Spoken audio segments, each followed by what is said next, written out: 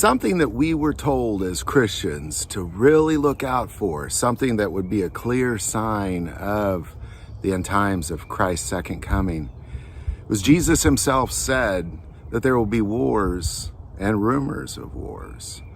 And more than ever before, we're seeing exactly that. We're seeing wars, and we're seeing a lot of rumors of wars. Now, I want to kind of take a moment and focus on Israel itself, because a lot of people are talking that Israel is already at war. And a lot of the reasons people think Israel is already at war is because what Israel is dealing with is they're obviously dealing with some situations from Syria, which is being mostly funded and prepped by Iran. And then, of course, Iran is mostly being funded and prepped by Russia and China. And then you have all sorts of other players involved in this as well. But what most in Israel would argue that is a Tuesday. That's a fairly normal thing. This is something Israel has been dealing with since they became a state. This has been an issue. They're constantly fighting off foreign adversaries in a constant state of it. So I do not believe Israel is at war. I mean, if they're at war, they've been at war for decades. You know, nothing has really changed. It's still kind of the status quo.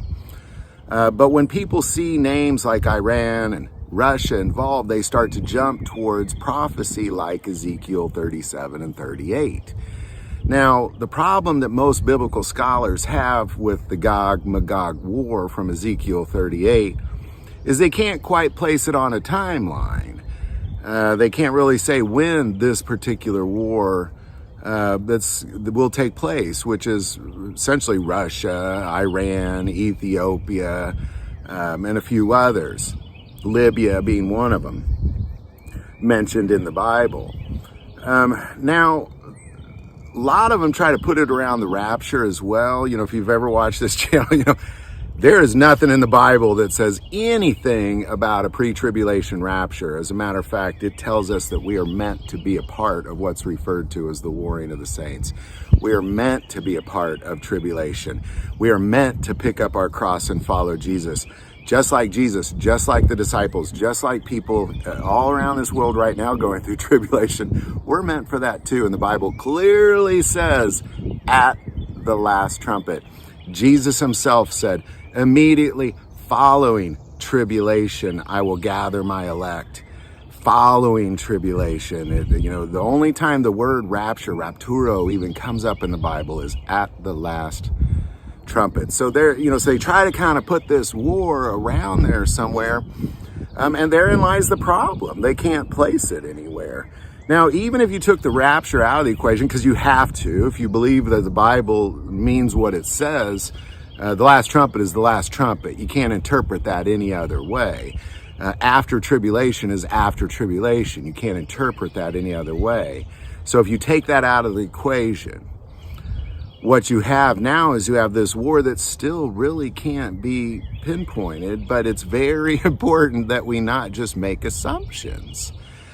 Because the only other time that the Gog-Magog war is brought up in the Bible is in Revelation, when it talks specifically about, recommend reading all of chapter 20, after the tribulation, after Christ's return, after Jesus establishes his throne on earth, literally, where the kingdom of heaven is on earth, and Jesus is sitting on his throne in Jerusalem, and he reigns for 1,000 years.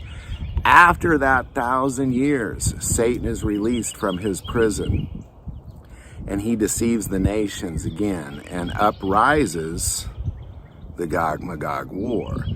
So the only time it's even really mentioned is in Revelation after the millennium.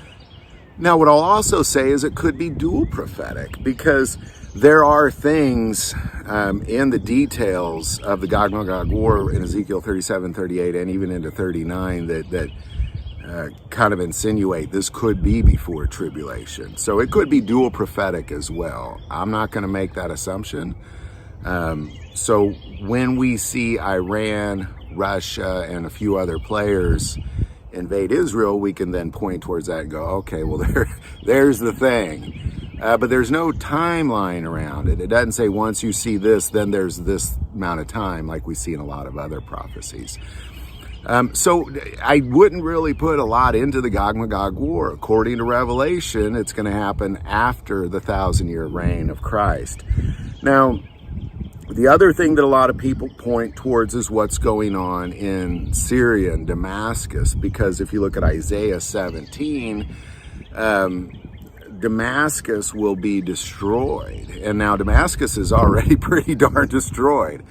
But the way they talk about it, or the way Isaiah talks about it, is it'll be uninhabitable forever, meaning nobody could ever come and habitate Damascus again. Now, the problem with what's going on with Damascus right now is that if the war ended, you could then go in and habitate Damascus. You could rebuild it, you could do those things, but it would take something like nuclear radiation, some sort of toxicity, most likely a nuclear blast in Damascus.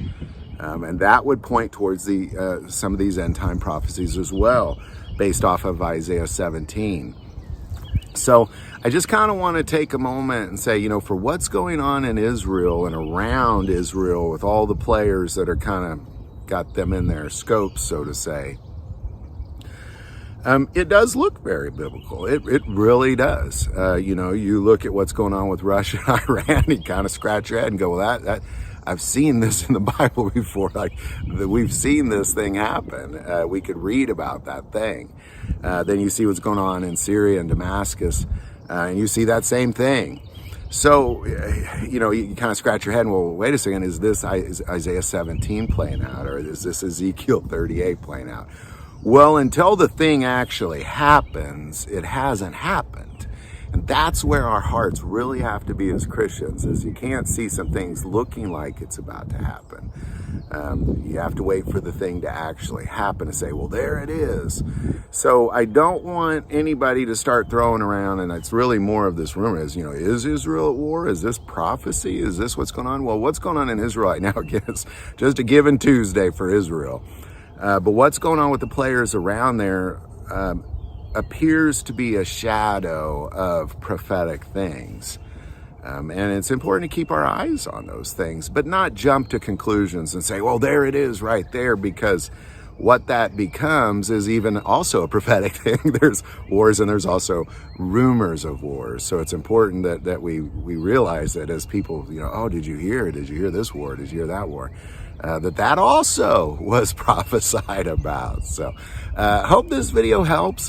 Any thoughts or insight on any, definitely put it in the comments below. If you like this video, click like and subscribe. If you feel called to support this channel with Patreon, that link is also below. But the most important part of this channel is we take prayer requests, so please don't ever hesitate to send that in. Thank you for watching this episode of God, Family, and Guns. And as always, love God, love your family, and love guns.